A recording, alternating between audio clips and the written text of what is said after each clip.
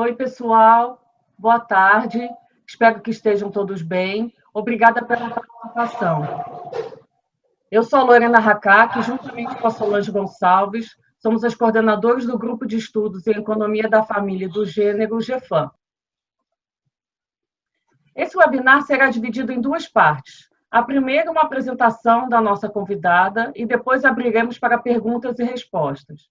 Essa semana faremos um webinar com um formato um pouco diferente dos anteriores. Os participantes podem encaminhar questões pelo chat do Zoom e, no final, se quiserem, os próprios participantes poderão fazer suas perguntas à convidada. Para não termos problemas de som ou sobrecarga no Zoom, vamos fechar o som de todos os que estiverem nos assistindo, assim como suas câmeras. Então, vamos lá. Hoje temos o prazer de receber a professora Paula Pereda. Ela falará sobre carreira acadêmica e gênero. E vamos conhecer, então, melhor essa nossa convidada. A professora Paula Pereda, doutora pela USP, professora associada do Departamento de Economia da FEA-USP. Suas áreas de pesquisa são microeconomia aplicada, saúde e meio ambiente e avaliações de políticas públicas. É membro do grupo de pesquisa e economistas da FEA-USP. Boa tarde, Paula. Muito obrigada por ter aceito o convite para participar de mais um webinar do GEFAM. Esse seminário seguirá a seguinte ordem. A Paula fará uma apresentação inicial sobre sua pesquisa e depois abriremos para perguntas do público. Não esqueçam de mandar suas perguntas pelo chat do Zoom. No final, elas serão respondidas. E quem quiser poderá fazer a pergunta, que eu vou abrir o som e a pessoa faz a sua própria pergunta. Obrigada novamente pela participação de todos. Paula, por favor, você pode começar. Legal. Obrigada, Lorena, Solange, pelo convite, né? É um prazer estar aqui dialogando com esse grupo que já começou tão ativo, né? Então, é um prazer estar aqui e também ver que tem bastante rapazes aqui, né, entre os participantes. Eu acho que a gente tem que trazer todo mundo para esse debate. Bom, esse trabalho é um trabalho que a gente está fazendo dentro do grupo das economistas e ele é um trabalho bem fresquinho. A gente acabou de gerar os novos resultados, né, essa semana, inclusive. Então, vai ser legal compartilhar esses novos resultados com vocês. O que a gente vai falar nesse paper, né? A gente vai falar um pouco sobre... A gente vai contribuir com essa literatura de como que as mulheres, elas lidam com a competição, né? E lidam com falhas também. E, para isso, a gente vai olhar dentro da carreira de economia para como que elas lidam com essa rejeição frente à participação de congressos, no nosso caso específico aqui, o Encontro Nacional da ANPEC, né, que acontece todo ano em dezembro. Então, aqui, né, são os membros das economistas que fizeram parte aí desse agradecimento especial ao Roberto Müller e à Eliane pelo fornecimento dos dados, né? E acredito que boa parte das minhas colegas aí, colega Pedro, né, que é o único rapaz por enquanto no grupo, estejam aí acompanhando, né, a apresentação, eles vão me ajudar com as dúvidas. Bom, então, qual que é a motivação desse paper, né? A primeira motivação é que existem poucas mulheres em posições mais altas aí, tanto em empresa quanto na carreira acadêmica, né?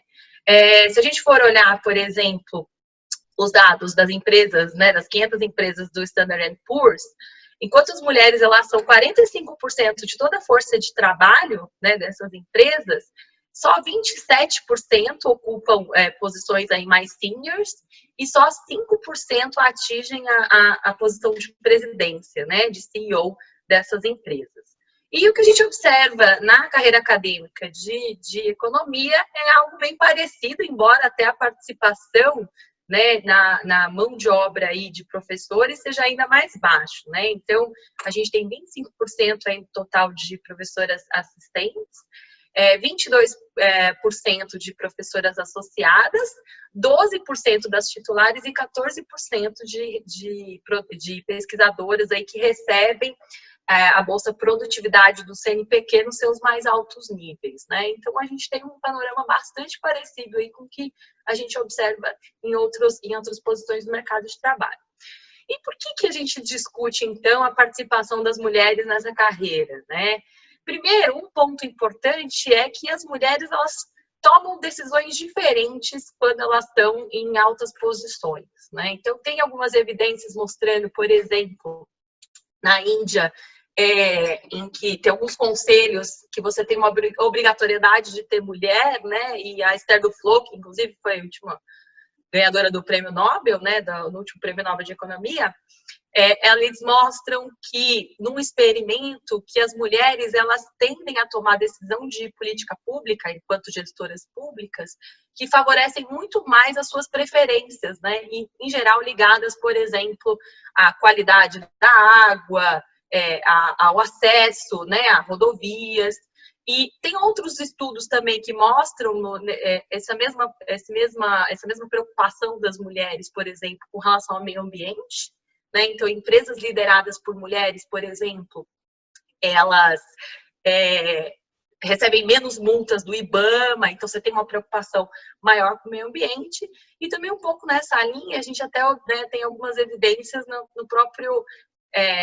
como alguns governantes mulheres também estão lidando com a situação da pandemia que a gente observa hoje, né? Então, já saíram algumas notícias aí mostrando que as mulheres têm um enfrentamento ali muito mais de acreditar na pandemia e tomar decisões antecipadas. E um outro ponto importante que motivou esse trabalho, né, são algumas evidências que mostram que as mulheres, elas gostam menos de competir. Então, elas desistem mais, uma vez que elas sofrem algum tipo de derrota, né, ou falham, e elas entram menos em competições, em Olimpíadas, em qualquer outro processo competitivo do que os homens, tá? Bom, e por que a gente, então, olhou para a participação na ANPEC, né, participação em conferências? Bom, primeiro porque é um ambiente de competição na carreira acadêmica, né? Segundo, porque a participação em congresso, ela é bastante importante aí para divulgar os novos papers, né, os novos trabalhos científicos. A participação também aumenta a chance de networking, tanto em coautoria de novos artigos, quanto em intercâmbios de professores e pesquisadores. E, por fim, né, a questão mais óbvia que são os comentários ali dos colegas que melhoram a qualidade do paper, né? Então, a participação em conferências é uma das atividades importantes aí dentro da carreira acadêmica. Bom, então o que a gente vai fazer nesse paper, né? Primeiro, a gente quer entender se as mulheres, elas desistem mais do que os homens frente a uma rejeição, tá? E a gente vai olhar a rejeição ali aí no período anterior. A gente vai investigar, então, essa desistência usando dados de submissões e aceites para o Encontro Nacional de Economia, da ANPEC. E a gente vai, então, testar a probabilidade da mulher ressubmeter um paper uma vez que ela teve uma rejeição, tá? É isso que a gente vai fazer e explorar um pouquinho as heterogeneidades desses efeitos. E o que a gente encontra é que, sim, as mulheres, elas desistem mais que os homens, né? A gente vai encontrar um efeito aí positivo nessa desistência significante. O que a gente encontra também é que esse efeito, ele é maior para pesquisadoras mais jovens, né? Então, a gente vai desmembrar um pouco, mais jovens aí, a gente interpreta como anos desde a graduação, tá? A gente encontra também que mulheres que se formaram em centros CAPES com nota 6 ou 7, elas vão desistir muito menos do que as mulheres de outros centros, né? Então, esse é um resultado também importante ali que mostra um pouco como essa confiança afeta, né, no comportamento aí frente à carreira. E a gente vai encontrar alguns resultados aí diferentes por área, né? Por área de pesquisa de todos os pesquisadores. Bom, e com que literatura que a gente está dialogando nesse paper, então? A gente dialoga com essa literatura que mostra como que é o comportamento competitivo.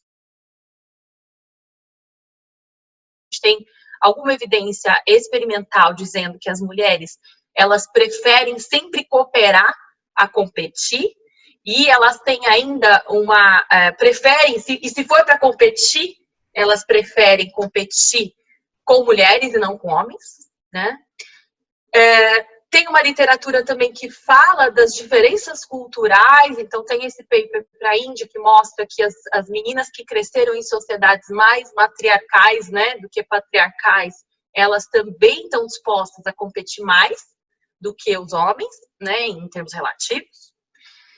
Tem uma literatura que olha um pouco para diferenças institucionais, olhando regiões aí da China comunista e regiões mais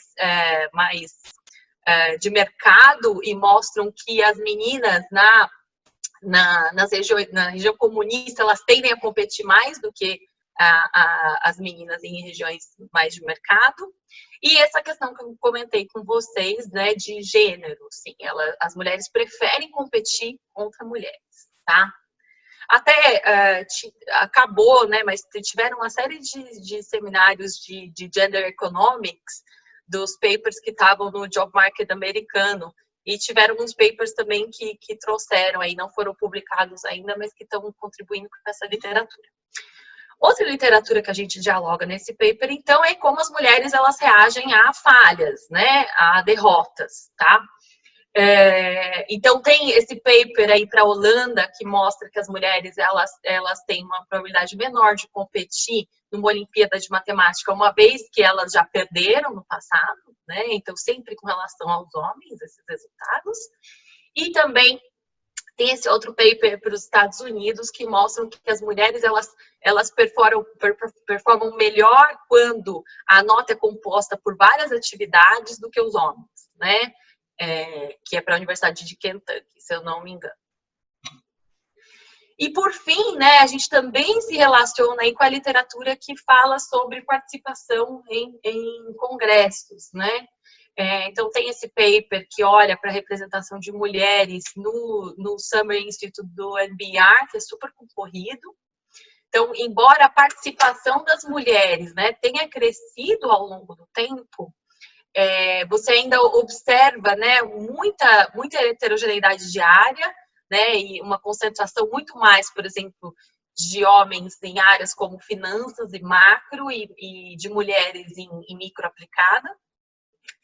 Tem essa literatura aqui também que mostra que existe uma diferença de aceite no encontro da Sociedade Europeia de Economia, né? Então, eles encontram aqui que as mulheres, elas têm 6,8% menos chance de ter papers aceitos no encontro nacional deles, né? Bom, então vamos falar um pouquinho sobre os nossos dados. A gente tem dados de submissões e aceites de papers da ANPEC. A gente tem dados desde 2007, tá? Mas os 2 primeiros anos dos dados, eles vieram com alguns problemas, então a gente vai olhar entre 2009 e 2017. Tá? Os papers, o comitê da ANPEC, ele não sabe quem são os autores dos papers, né? Então, é um processo cego. E a gente tem poucas informações ali da ANPEC. O que a gente tem? A gente tem os autores, os coautores do paper, o título, a área em que para a qual a pessoa submeteu na ANPEC, e a informação se ele foi aceito ou não, né? A gente construiu a nossa variável de gênero usando outras bases de dados, então, por exemplo, a base do Tribunal Superior Eleitoral, que liga nomes a gênero. A gente pesquisou, muitos dos pesquisadores que a gente ficou nessa dúvida também, então a gente construiu essa variável de gênero na nossa base. E só mostrar rapidinho para vocês, né, um overview da base da ANPEC. Então, o que a gente tem, né? A gente tem aí, em média, umas 1.200 submissões todos os anos, tá? Dessas 1.200, um terço, né, ou 30%, são submissões que tem uma mulher, né? Que tem algum coautor mulher, tá? Então, em torno de, na média de 30%, a gente vê que não mudou muito ao longo do tempo. Dos papers aceitos, então, mais ou menos, aí, quase 40% dos papers são aceitos, né, no Congresso da ANPEC. A gente olha, a gente percebe, né, que a percentual das mulheres nos aceitos é de 26%, e quando a gente compara os aceitos com os submetidos, né, para as mulheres e para o total, a gente vê que as mulheres têm um percentual de aceite menor, né, do que o dos homens. Podia ter colocado aqui o dos homens, né? O dos homens fica em torno aí de 41, 42%, tá? Então, esse resultado vai muito na linha do paper do encontro da Associação Europeia de Economia. Bom, e aí a gente complementou esses dados com os dados dos currículos Lattes, né? Então, o nosso coautor aqui, o Jesus Menachalco, com outro autor, eles desenvolveram esse script para coletar as informações dos currículos Lattes, né? O currículo Lattes é uma das principais fontes de informação acadêmica no Brasil. E a gente conseguiu fazer aí o matching pelo nome, né, dos autores e o nome que constava no CV Lattes de 72% dos dados, tá? Então, inicialmente, a gente tinha uma taxa de matching perfeito de 55%, 60%. A gente e a gente conseguiu aí 72% dos dados. Essa vai ser a nossa base, a nossa amostra vai ser a amostra em que a gente tem informação do Lattes.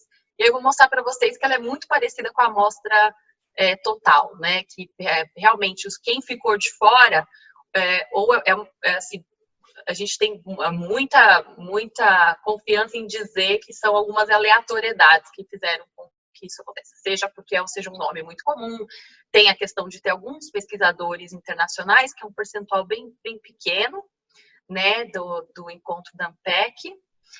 Mas, então, as informações do currículo Lattes é o que a gente tem de mais próximo aí ao engajamento acadêmico dos indivíduos, né? O que a gente tem de variável? A gente tem o número de alunos que estão sob a supervisão do pesquisador, número de publicações, aonde se formou, né, na graduação e na pós, quando a pessoa frequentou a pós. Então, para mostrar um pouquinho para vocês, comparando, né, os dados do full sample aqui, que é a nossa base de dados com todas as submissões, e a base que a gente tem o matching do CV Lattes, né? Então, aqui, em termos de percentual de submissões de mulheres, a gente vê que o percentual é bastante próximo, né?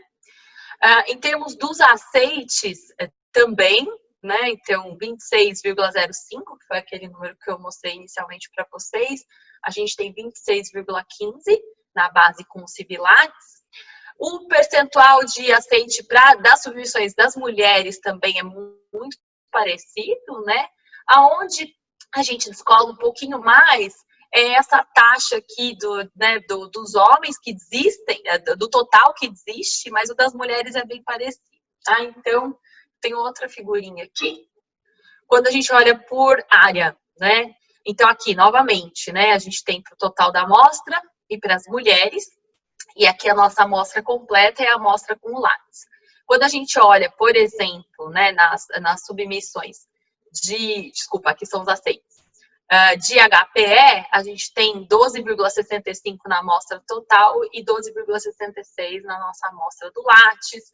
Aí, percentuais muito parecidos aí por área, né? De macro internacional e setor público, em torno de 35%, micro, médio, isso para a base total. E 35% de micro aplicada. Quando a gente olha também para as mulheres, a gente tem um percentual muito parecido, né? Então, essa nossa amostra que a gente vai usar do currículo Lattes, que a gente tem bem mais informação, né? Tem aí características bastante parecidas com a amostra total. Bom, então o nosso... Ai, ficou com um errinho aqui, desculpa, gente. Nunca vi isso.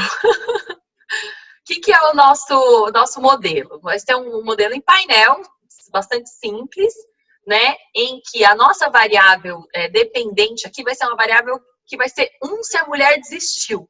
A mulher ou o homem, né? O pesquisador desistiu.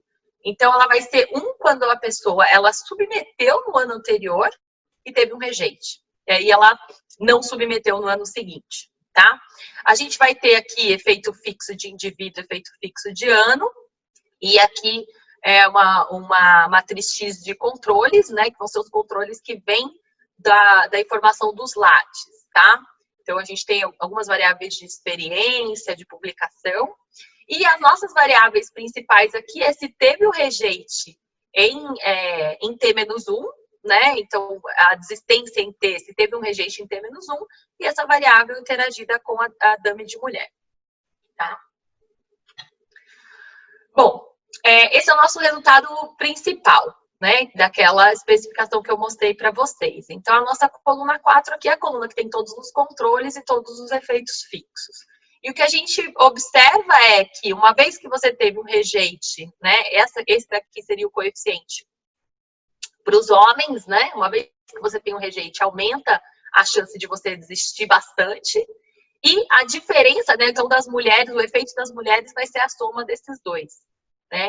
E a diferença entre homens e mulheres é positiva, ou seja, as mulheres, elas desistem aí em 5,9 pontos percentuais a mais, né? Se elas têm um rejeite no período anterior. E a gente vai tentar entender um pouquinho mais esse efeito, né? Uma das coisas que a gente fez foi, bom, será que isso é diferente por experiência, mulheres mais experientes ou não? E aí a gente criou essa variável aqui, que é uma mediana, né? É uma dummy, para se a pessoa é experiente ou não, mas na mediana da amostra. Então, a gente mede experiência tanto pelo número de supervisões aí de pós, pelo número de publicações e pelo número de eventos que participa, né? E o que a gente observa é que esse efeito ele continua positivo, né? Das mulheres, e quando a gente interage por experiência, a gente percebe que a experiência reduz a desistência, mas para todo mundo, para homens e mulheres. Não, a gente não encontra nenhum efeito significante para mulheres mais experientes, tá? Então, o efeito só diminui um pouco aqui, né, de 5,9, fica em torno de 4, 5%, tá? Bom, a gente investiga um pouquinho mais essa questão da experiência, olhando para anos desde a sua formação na graduação, tá? Então, esse aqui é o histograma, a gente tem, né, uma massa grande aí de dados entre 5 a 15 anos de formatura, né? Então, esse efeito, e aqui a gente só está mostrando o efeito diferente entre homens e mulheres, né? Então, aqui a bolinha azul é o efeito da desistência, o efeito marginal da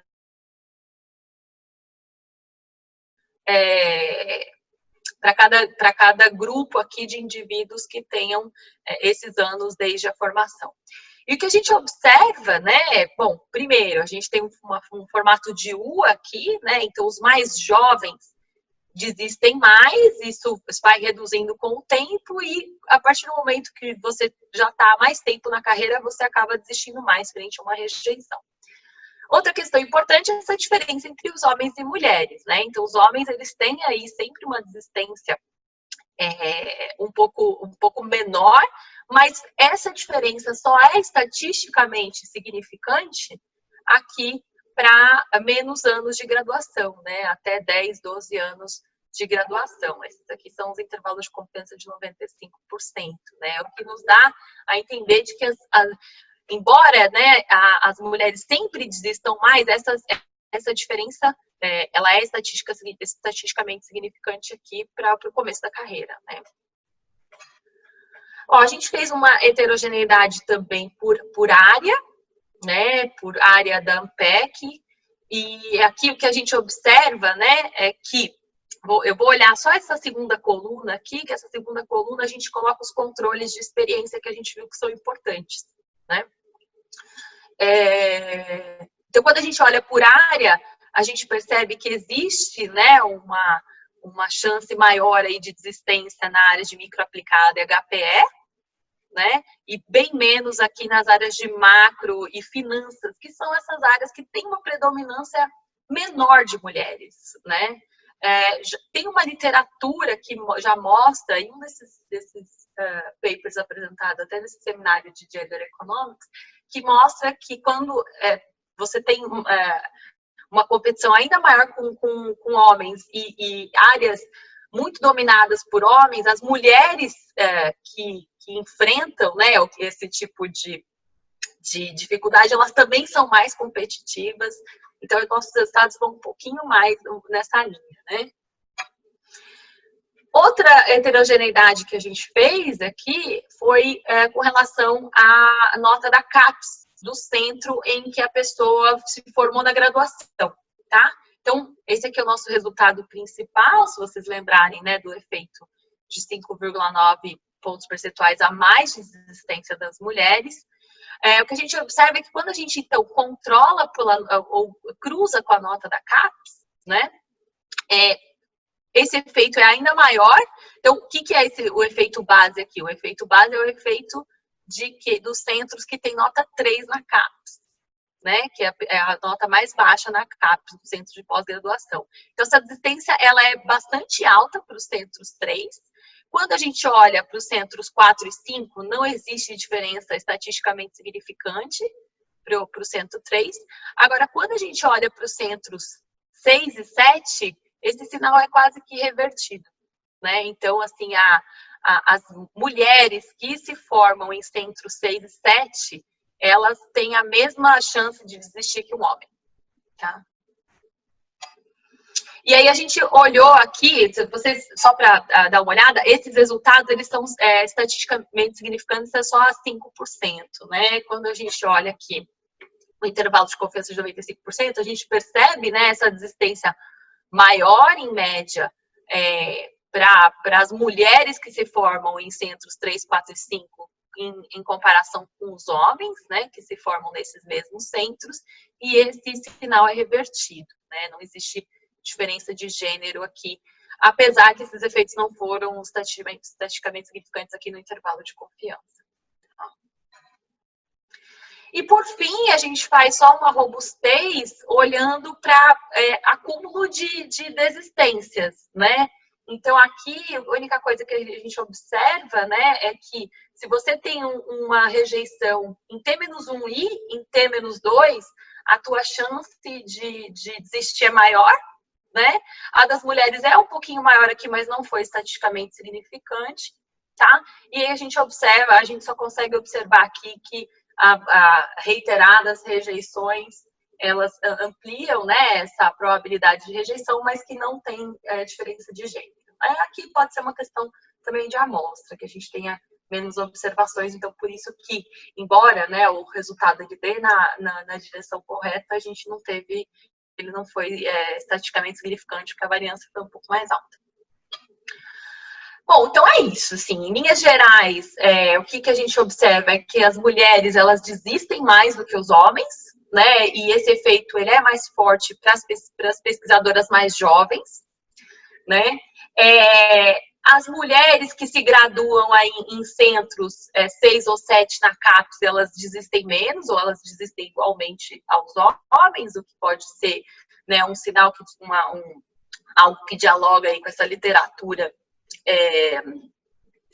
de confiança da mulher, elas podem ser mais confiantes, né? E isso faz com que elas gostem ou tenham uma preferência por competir diferente. E a gente acha alguma heterogeneidade aqui por área de pesquisa, tá? O próximo passo aqui que a gente quer fazer é também olhar para o comitê de avaliação, né? Será que se o comitê de avaliação também é composto por mulheres, né? E tem alguns papers que já exploram isso, será que isso modifica, né, a forma como as mulheres lidam, né, com essa rejeição ou não? Então, esse é um trabalho que a gente está fazendo. E aí, alguns pontos aqui para discussão, né? A questão primeira, né? Tem alguma literatura que mostra quando você vai competir, se você dá um feedback, né, sobre os resultados anteriores que aumentam a confiança das mulheres, isso induz mais as mulheres a participarem de competições, né? tem a outra questão também com relação às ações afirmativas, né? E aqui a gente tem que ter um certo cuidado sobre o potencial de discriminação reversa que esse tipo de ação pode gerar, né? Então, por exemplo, cotas para as mulheres ou exigir a participação de mulheres, né? E aí uma questão que para a gente assim parece um pouco mais interessante do ponto de vista desse paper seria olhar para o comitê de avaliação, né? Se ele encoraja mais mulheres a participar. E quando a gente chegou a fazer um levantamento aí dos comitês da SBE e da ANPEC, e a participação de mulheres é ainda menor, né? É muito próxima, por exemplo, a participação de professoras titulares. Então, tem uma subrepresentação bastante grande aí nos comitês de avaliação que pode estar influenciando aí a carreira, né, dessas pesquisadoras, né? E, por fim, tem uma questão que eu queria também colocar aqui para vocês, que tem alguns papers que mostram aí para carreiras de executivas que choques no início da carreira, eles têm aí eles ficam marcados aí para as executivas, né? Então, como a gente está observando aqui, essa rejeição é mais forte e mudam a decisão das mulheres no início da sua carreira, isso pode afetar bastante a forma como elas vão desenhar a carreira delas, né? Então, a gente acha que esse paper aqui dá alguns indicativos aí que a gente tem que tomar esses cuidados aí dentro da carreira acadêmica de economia. Tá? É isso, fico à disposição aí para a gente conversar sobre o assunto e para comentários, né? Obrigada.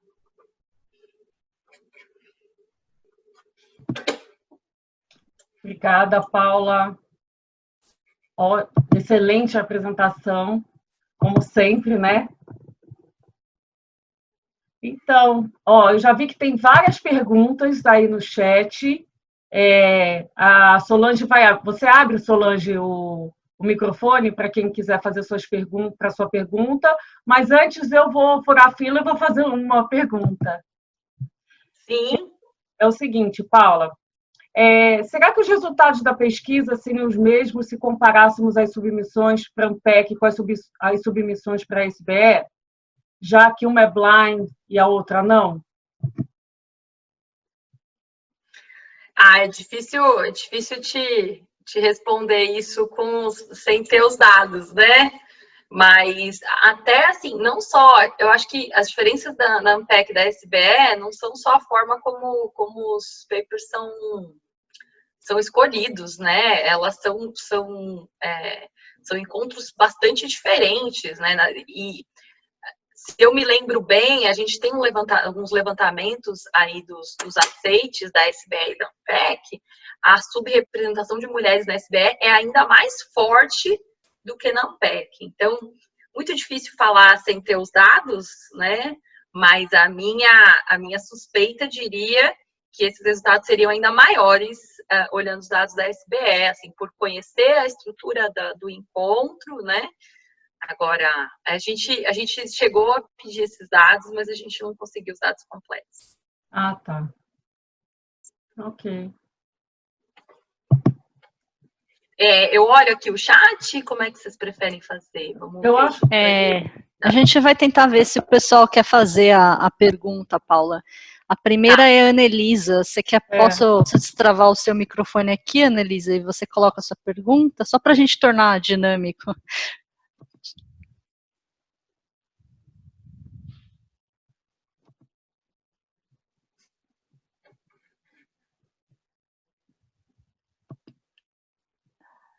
Lorena, acho que eu não consigo, acho que é só você. Peraí, eu estou tentando aqui também. Oi? Paula? Foi. Oi, estamos te ouvindo.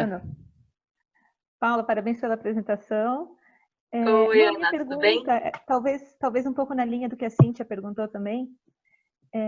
A minha pergunta é a respeito de, talvez, se vocês poderiam incorporar a possibilidade do paper ter sido publicado entre um ano e outro. Porque, às vezes, talvez por alguma razão, pesquisadoras mulheres foram, na verdade, eficientes em publicar esse paper de um ano para o outro, não teriam incentivo para enviar o mesmo paper. Ou, também, nessa mesma linha, vocês poderiam, não sei se vocês consideraram isso, mas verificar se diminui a probabilidade da mesma autora submeter no ano seguinte, ao invés do mesmo paper ser submetido no ano seguinte. Isso, é exatamente isso que a gente faz. A gente não olha para o título do paper se é o mesmo paper. A gente não sabe se é o mesmo paper. Entendi. A gente Perfeito. Não é o mesmo paper, pode ser qualquer outro paper, né? E ali, então, assim, a gente olha para a lista de autores, né? Entendi. Eu pensei que vocês estavam vendo se o paper foi submetido outra vez, então não tinha entendido isso. Não necessariamente o mesmo paper. A gente poderia até tentar olhar se for o mesmo paper, mas a minha suspeita é que a gente vai ter poucas observações para isso, né? Pois é. Então, poderia ser, então, realmente na linha do que outras pessoas estão perguntando aí no chat também, que talvez é uma questão do volume de papers que essas pesquisadoras jovens estão produzindo, que se num ano elas mandaram um paper, no ano seguinte é possível que ainda não tenha outro paper nessa fase. A gente está olhando se ela submeteu, assim, como autor ou coautor, tanto faz, né? A submissão, a gente olha aqui para autores e para o autor principal e para os demais coautores, todos como submissões daqueles autores, tá? Tá, legal, obrigada. Imagina. Tem a Daniele aqui, né? Isso, pode falar, Dani.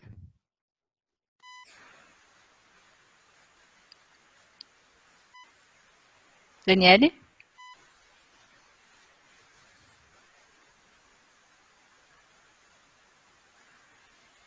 Ela está sem fone.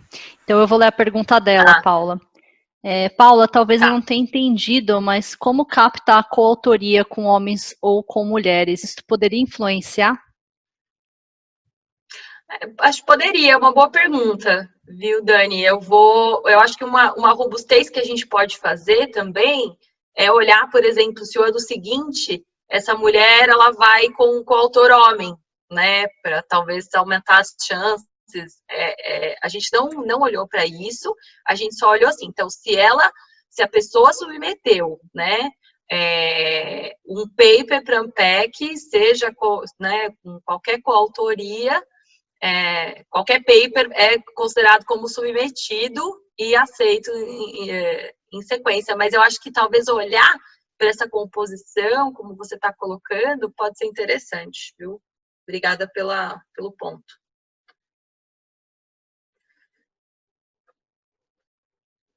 A Luana, deixa eu destravar a Luana aqui. Luana, você quer fazer sua pergunta? Oi, tá funcionando o fone? Estamos te escutando. Certo. Obrigada pela apresentação, gostei muito. E a minha dúvida é sobre o motivo da desistência, assim. Porque tem essa desistência relativa à subjetividade feminina, né, de não competição e etc., que foi construída, mas também eu queria saber se essa desistência, ela pode estar relacionada com a vida pessoal feminina, que está muito atrelada a exigências de trabalho reprodutivo e de maternidade. Então, talvez essa mulher, ela tente essa submissão e então ela não seja aceita e ela desista porque está na idade dela ser mãe, ou ela tem outras prioridades como mulher, assim, que a sociedade impõe. Então, a minha dúvida é essa. Eu acho que sim, acho que esse pode ser um dos canais, né, para essa diferença entre homens e mulheres, ainda mais quando a gente olha ali, né, nesse período de início de carreira, que ele também em geral, é o período em que, né, o período mais fértil das mulheres, então acho que pode ser um dos canais.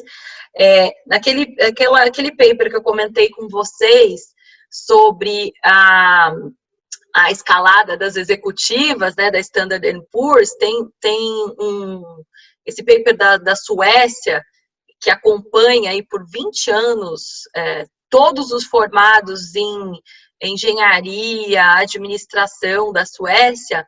O que eles mostram, né, é que a explicação para você ter menos mulheres ali na ponta, né, como grandes executivas na Suécia, não é por habilidades, educação, né, até o contrário, ela mostra que as mulheres que chegam no topo da carreira executiva, elas são mais qualificadas do que os homens, mas uma das explicações que ela encontra, olhando aí para 20 anos, né, um painel de 20 anos, com todo o universo da Suécia, é que o nascimento do primeiro filho é o que causa essa grande diferença, porque a mulher está trabalhando menos horas, ela se ausenta mais do trabalho, né? Então, uma das conclusões deles, e eu acho que pode conversar um pouco aqui com a literatura que a gente discute, é que para a mulher se manter no topo, ou ela tem que trocar a família, né, pelo trabalho, ou ela tem que performar ainda mais do que os homens. Então, assim, pode ser um dos canais, a gente não tem como investigar isso que você colocou, embora seja um ponto super importante. A Paula Miranda.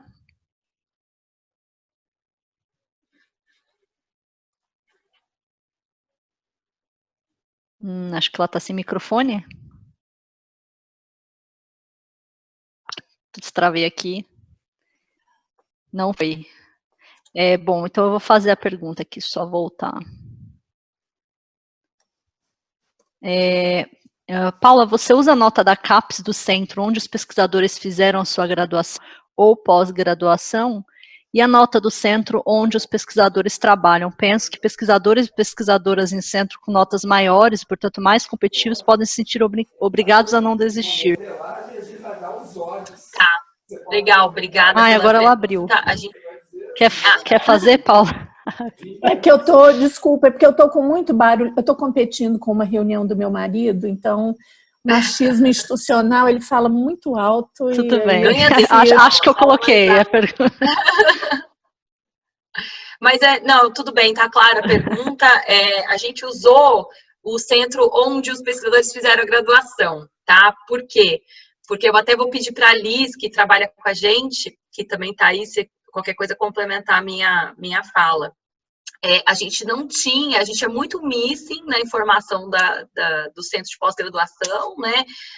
Tem uma parte aí de pesquisadores que não tem pós, que apresentam na Ampec, e essa informação ela estava muito mais errática do que a informação da graduação. Então, por isso que a gente usou, mas realmente é um ponto importante. E o mesmo comentário se aplica à nota do centro onde os pesquisadores trabalham, né? Porque nem todos os pesquisadores aí estão em algum centro de pesquisa ou alguma universidade, tá? Então, a gente diminuiria muito a amostra e perderia aí variações importantes.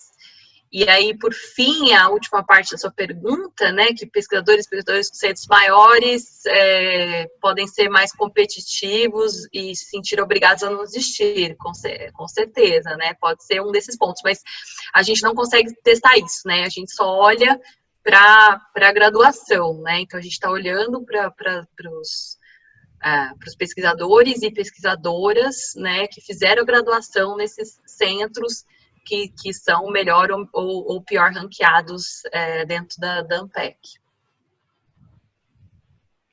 Oi, gente, aqui é a Alice.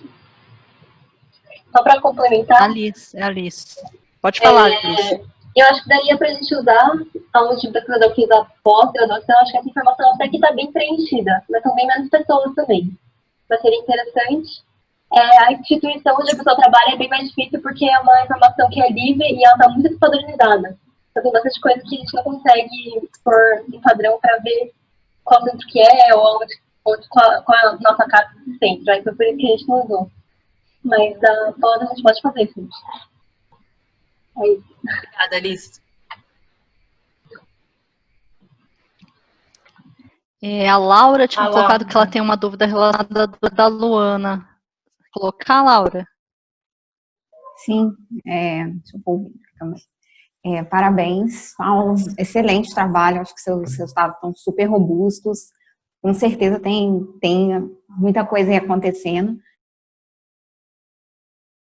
Cíntia, da Luana, eu acho que me parece que os seus resultados estão captando um duplo efeito, né? O efeito de a probabilidade de condicional a mulher ter submetido um ano, ela submeter outro ano, né? Então, tem essa relação da pessoa persistir submetendo, né? E tem a questão de condicional a ter sido rejeitada, ela submeter.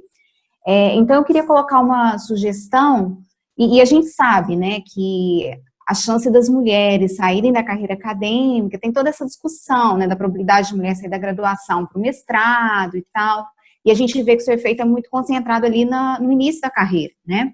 Então, acho que o modelo pode estar captando as duas coisas. Eu queria só colocar uma sugestão, depois a gente pode conversar também sobre isso, que eu acho que seria interessante, tem várias possibilidades, mas eu acho que seria interessante ver o que acontece se o seu tratamento, ao invés de ser rejeitado no ano, a pessoa submete no outro ano, o tratamento submeteu em um ano, o que acontece no outro ano, tá? Porque, às vezes, o que vocês estão captando pode ser o que as meninas estão discutindo, que é essa probabilidade da pessoa permanecer na carreira, permanecer submetendo.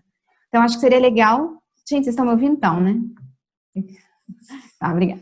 Então, acho que seria legal testar esse modelo com esse tratamento alternativo e também poderia ser interessante testar, incluir esse tratamento, submeter em um ano, probabilidade de submeter no ano seguinte, dentro do seu modelo. E aí usar a rejeição como um efeito heterogêneo para ver o que está acontecendo. De fato, as mulheres estão desistindo mais de submeter porque foram rejeitadas, né, porque tiveram a rejeição no ano anterior, ou porque, enfim, né, para as questões de ciclo de vida, enfim, carreira, gênero, etc.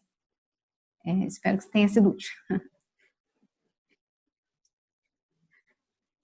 Legal, obrigada pela sugestão, acho que a gente realmente tem esse efeito, não sei dizer, preciso pensar se os efeitos fixos aqui, eles não lidariam aí com essa diferença de persistência, né, dos pesquisadores, mas, de fato, o que você colocou é um exercício interessante aí para a gente colocar, né, seja como uma robustez ou como uma investigação do canal do efeito. Obrigada.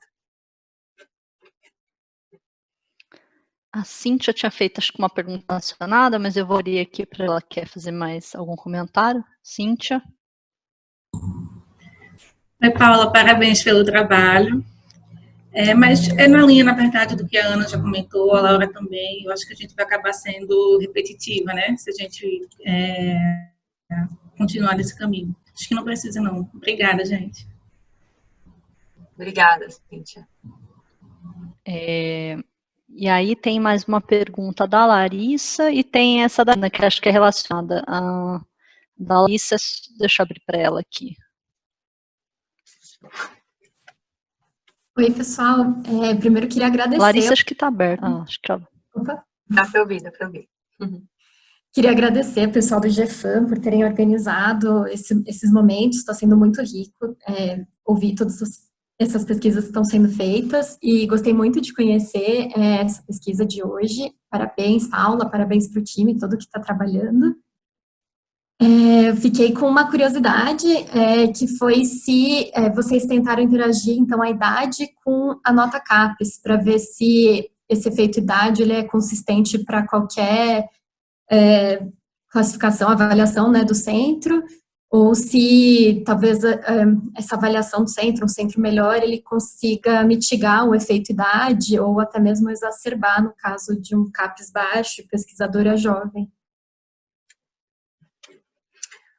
Obrigada, Larissa. É uma boa ideia. A gente só vai ter que investigar se vai sobrar bastante observações aí em cada um desses grupinhos, né? Etário e da CAPES. A gente não fez isso, mas acho que é uma boa ideia. Né, Liz? A gente precisa colocar aí na nossa listinha de coisas a fazer. Ok, e a última pergunta era da Ana, que também é relacionada, mas eu vou abrir aqui para ela comentar. A Liz quer falar alguma coisa? Acho que ela ia falar alguma coisa e eu cortei. Não? Tá. Então, a Ana quer falar alguma coisa? Ana, você tinha uma pergunta aqui, eu não sei se já foi respondida. Estão me ouvindo? Tá muito baixinho, Ana. Deixa eu ver aqui. Pelo menos para mim. Melhorou agora? Assim, não, só foi um comentário em cima do que já foi falado, né? O que a Luana perguntou, se tem a ver alguma coisa com relação à maternidade, como sempre tem. E aí eu me lembrei imediatamente desse artigo que eles fizeram, analisaram essa questão lá do gender neutral, né? De licença parental para os professores homens e professoras, e aí identificaram que o desempenho para os professores teve um aumento bem significativo, enquanto que para as professoras não, né? Eu acho que está bem relacionado, sim, mas era só um comentário mesmo, só uma observação, mais do que uma pergunta. Excelente apresentação, gente. Legal, Ana. Obrigada. Eu tomei nota aqui desse paper, mas eu acho que eu já tive contato com ele também. No nosso caso aqui no Brasil, a gente tem uma licença parental desigual, né? Mas, com certeza, essa era uma das coisas que a gente queria identificar. Agora, para ter essa informação no Lattes, né? Não tem essa informação tão fácil, mas acho que a gente tem que tentar pensar em alguma forma de dar um pouquinho mais de luz nesse ponto que vocês levantaram aqui, que eu acho que vai ser levantado também mais para frente, quando a gente submeter esse paper. Obrigada. Gente, muito obrigada aí pelas perguntas. Alguém tem mais alguma pergunta? Acho que não. Muitas perguntas hoje, que bom, né? Então, eu queria agradecer a Paula pela presença, agradecer, eu e a Solange também gostaríamos de agradecer a participação de todos. Sempre bom contar com essa troca, com a participação de pessoas de vários centros diferentes, é muito rico isso. E avisá-los que o próximo webinar contará com a participação da Ana Luísa Barbosa, do IPEA, com o seguinte tema: Lazer e Trabalho, uma análise do uso do tempo dos casais no Brasil. Então, ela vai falar sobre o uso do tempo. Então, é uma outra questão que se trabalha também em economia da família e do gênero. Então, participem, se inscrevam, e aí até a próxima semana. As inscrições estarão abertas a partir desse fim de semana no nosso site. E se você tiver uma sugestão, um comentário, pode enviar um e-mail para o gfam@gfam.com.br. Então, novamente, obrigada a todos. Paula, muito obrigada. Imagina, obrigada a vocês, gente. Foi ótimo. Já tomei nota de tudo aqui e a gente vai implementar essas modificações aí para a próxima versão. Muito obrigada pelos comentários. Então, tchau. Tchau, pessoal. Obrigada, tchau. Paula. Bom fim de semana para todos. Para todos.